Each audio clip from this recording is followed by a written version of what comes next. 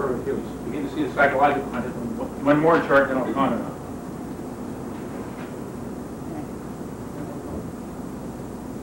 Note this, select the moment of the decisive moment. The crisis has reached its climax. I'm quoting it.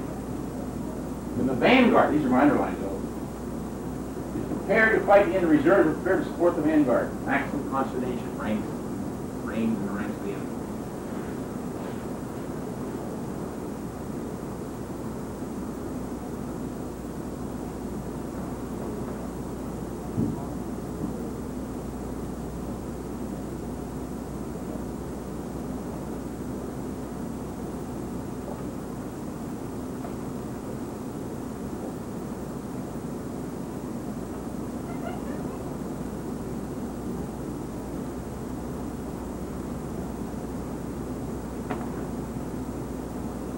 When you're reading this, you think about it, you say, well, that doesn't kind of fit that much appeal. Well, if you're a beneficiary of the system, things are going well for you, it doesn't. But now let's pretend you're getting crapped on. No matter what you do, you're not making out. Well, all of a sudden, these things seem to have very large importance in your mind. You can organize people and do things.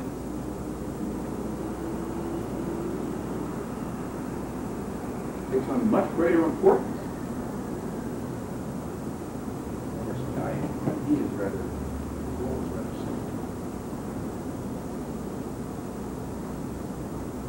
They're trying to show how the whole system is bankrupt before the partners.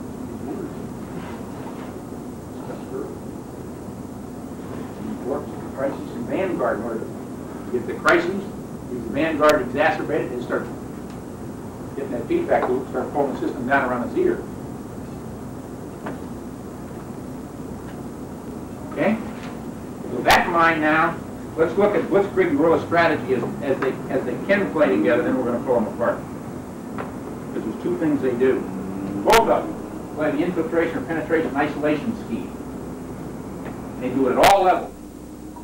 They also do it morally, mentally, and physically. I'll let you read this chart and I want to make some comments. Can you summarize those? I can give most of the words.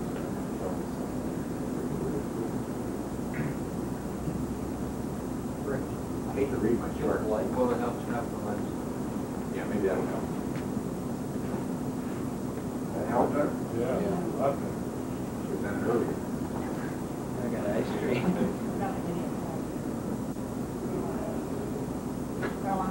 What about the video? We're fine. It's good camera. It's good camera. Look what they're doing. See, they're trying to disrupt the regime. Probe and test. Adversary and any allies around in order to unmask these countries. And note this statement. Exploit critical difference of opinion, internal contradictions, frictions, etc. The idea is to foment mistrust and sow discord. In other words, so they can't function as organic whole. We talked about fomenting mistrust and sow discord. In his system, you're trying to do what? Generate many non-cooperative centers of gravity. In other words, the inverse Clausewitzian notion again. Thereby, you can create this kind of an atmosphere, and I'm quoting Adolf Hitler here. Mental confusion, contradiction of feeling, indecisiveness. Divided and just poured in there. They were afraid of it. And Czechoslovakia got the Allied chamber and something to give the country away. Hope you read the history. And then against the Polish, they weren't even in a modern sense able to even compete against them. In France, of course, when he did, they were so pulled apart psychologically when he invaded, their armies came unglued. And all this crap you've been reading about their French resistance, you know, it's all coming up. That's a lot of that's myth. There was very few of them who were in the French resistance. More of them were collaborators. That's all beginning to come out. Of course, they couldn't let it come out before. You know, he wanted to retain some honor and dignity.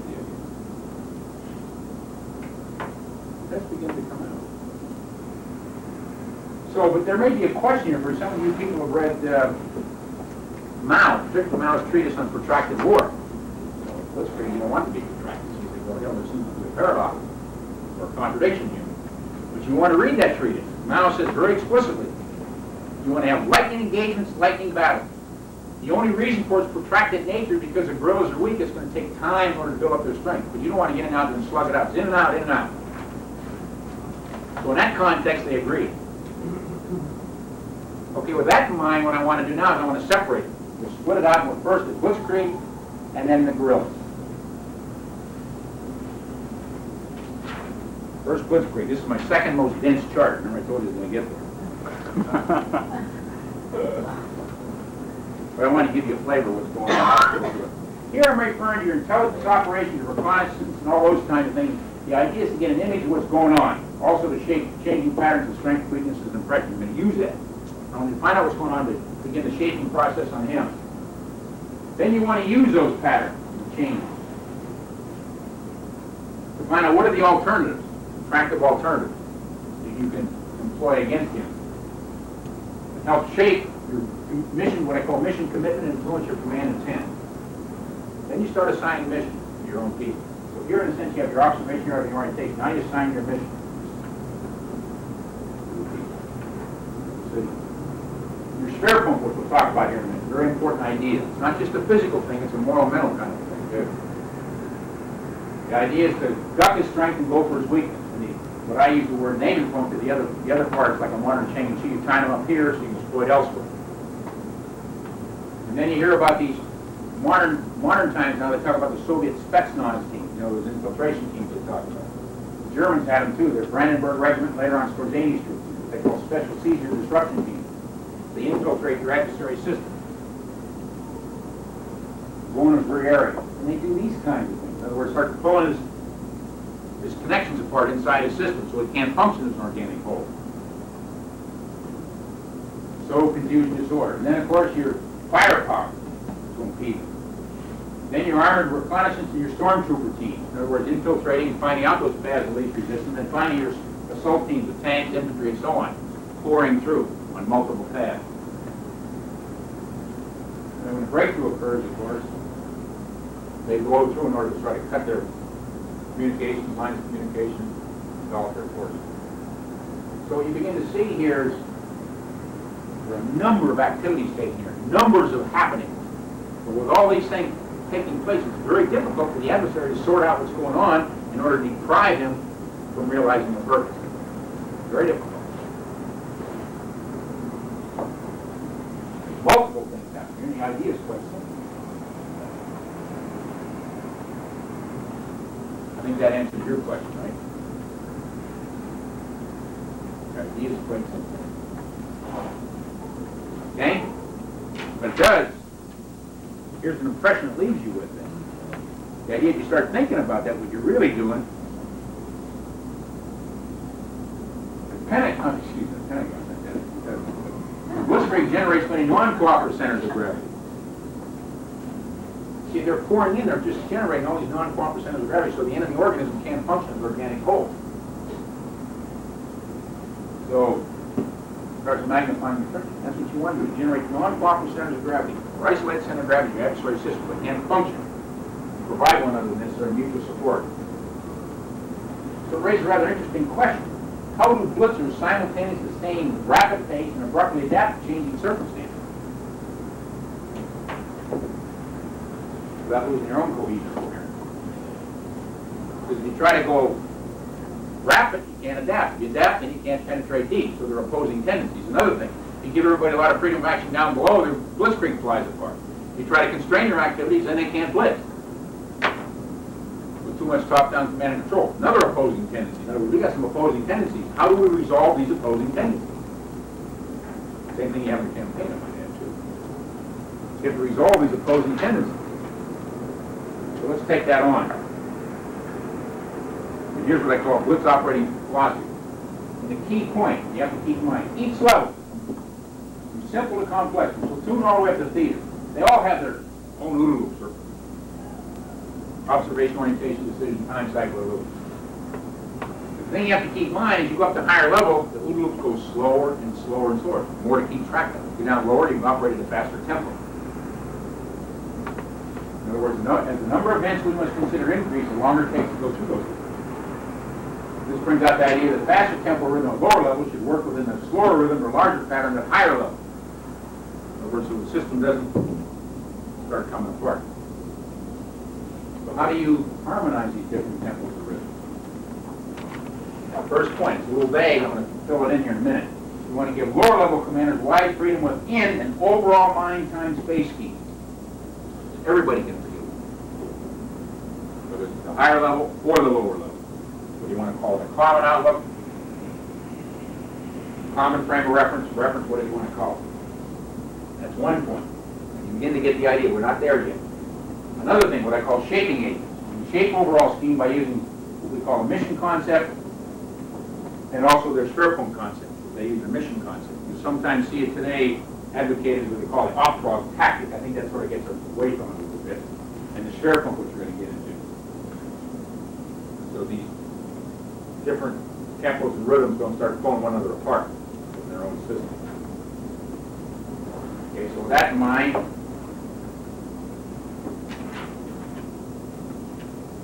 raise this question. What the hell do we mean by an overall line time space? What does it imply or presuppose? How do the mission and Schwerpunkt concepts give shape to this overall scheme? We're going to take that on in order. First of all, what does that imply or presuppose? And this is very important. I'll let you read it and I'll comment on it. Now, General Blumentritt was a general during World War II in Germany.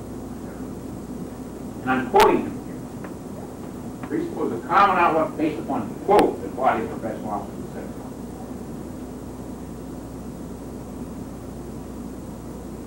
And those are his underlines, not mine.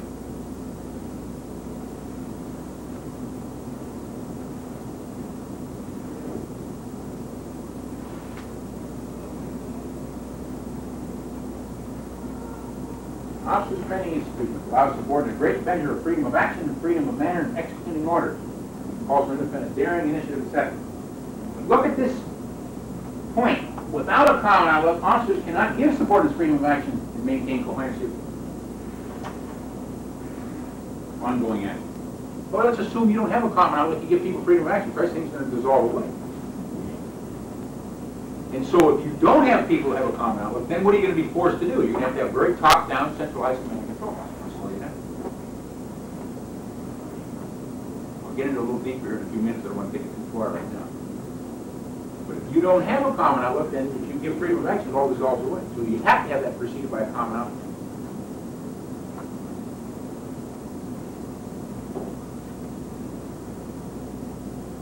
So the implication is rather clear. Now, when he used the word a body of officers, what that means in the German system, we're talking about general staff, that's body of officers. He's referring to a particular body in this particular case, the general staff. Code word for general staff, I guess is what I'm saying. Code word. So think about that. You cannot get freedom of action without a common outlook, otherwise it dissolves away into chaos. That a little deeper here. Okay, so it raises this question: how do the concepts of mission and Schwerpunkt give shape to this scheme? Let's take on mission first. Here's an important idea. You can think of it as a contract or an agreement between superior and subordinate. Subordinate agrees to make his action serve as superior's intent in terms of what is to be done. In other words, superior determines what is to be done. The subordinate determines how it's going to be carried out. How it's going to be carried out. In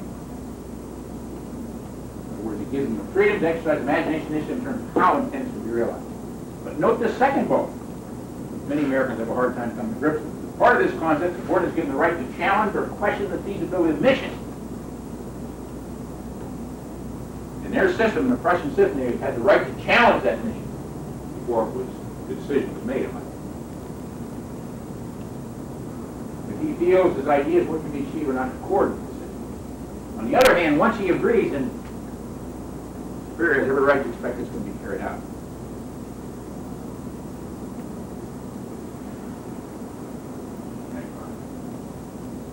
There is a limitation. Remember, while this concept of mission gives form and expression, it does not successfully subordinate. Remember, if you're a superior, and let's say you give somebody a mission or a task down below, you have other subordinates. You give them an independent task. They have to know how they're going to glue and work with the others, and that's where the Schwerpunkt concept comes in. I'll show you in a minute. So you have more than one subordinate or one superior. You have to glue it all together. make it work as a whole. So, you know, how does Spearfunk play into this? So let's give you a feel for the Spearfunk. So the Spearfunk acts as a center or acts as a harmonizing agent. In other words, you say this, the Spearfunk will be in this direction. Here's our Spearfunk. It gives focus and direction. Normally we call focus the main effort of focus, better than sometimes center of gravity.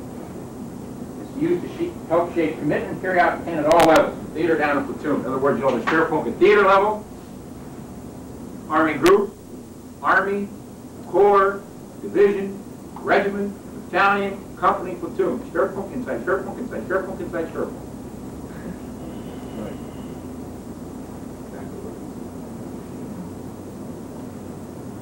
Know what it says.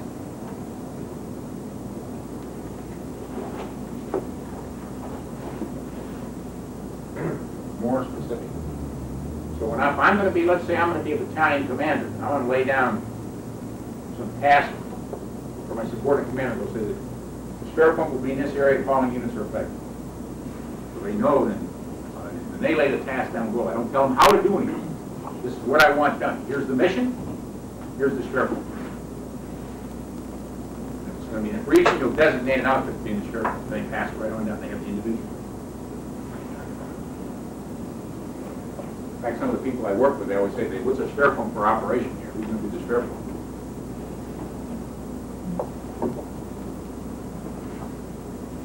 Where's the focus?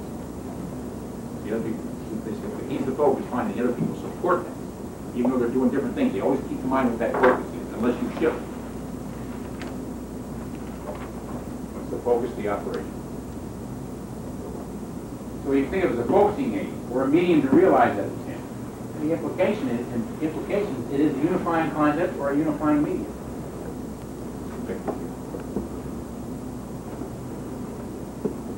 Okay? Now let's sort of tie it all together. I want to talk this chart a little bit. Sort of a key idea here. Sort of opposite in some sense of the way we think of things. So to sort of tie it all together, what you're really saying, their operating philosophy is based on a common outlook and freedom of action that's realized through these concepts we talked about, mission and concept. And the key thing is to emphasize implicit over explicit communication.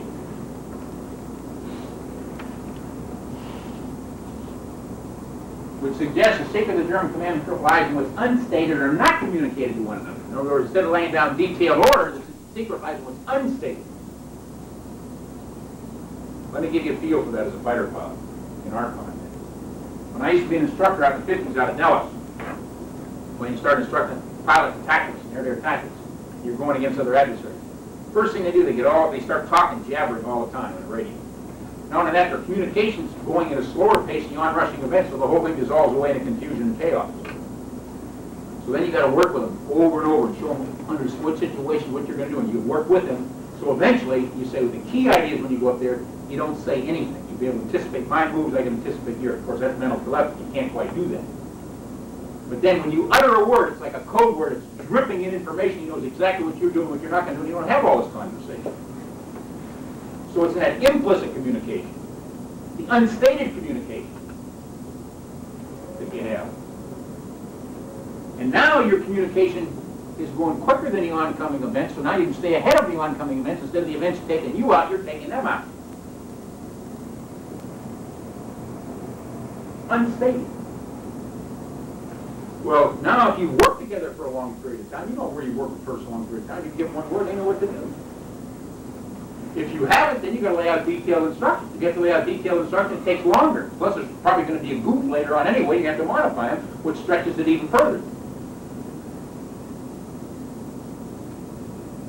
So that common outlook is very important, because what that common outlook really is are shared images or views for those kinds of things that you're trying to work together on. You've worked it out before.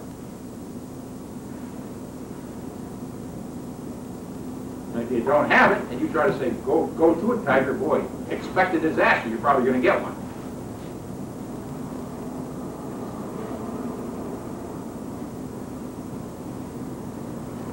Because really what you're doing, how do you get a common outlook? If you don't have those implicit connections or bonds, there's no common outlook. Those shared images, those shared views, those shared impressions, there's no common outlook. Without any common outlook, you can't get freedom of action. we all play together. Instead, you have to have a very detailed, top-down command approach. With rigidity, time-consuming nature, etc. But if you have it the other way, you can depend upon it. So you don't have to communicate. Then what you do, you diminish that friction and reduce the time, as well as gain both quickness and security. Because if you don't talk very much, the other guy's listening in for eavesdropping communication, he doesn't have much to work on.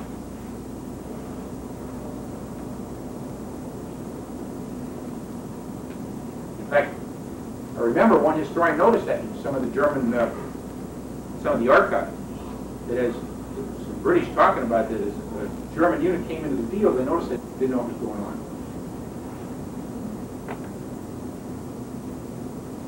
Further, now note this, multiple narrow thrusts, I have that there. Let's discuss that. It raises a rather interesting question. We talked about it before. And we're tending to show it in a physical sense, but also as a mental sense, too. Why do you want to employ multiple thrusts, or bundles of multiple thrusts, or bundles of thrusts inside bundles of thrusts? And the typical way people like to respond to that, well, you know, it's for flank protection. Yeah, but that's not a way to think of it. There's a much better way to think of it.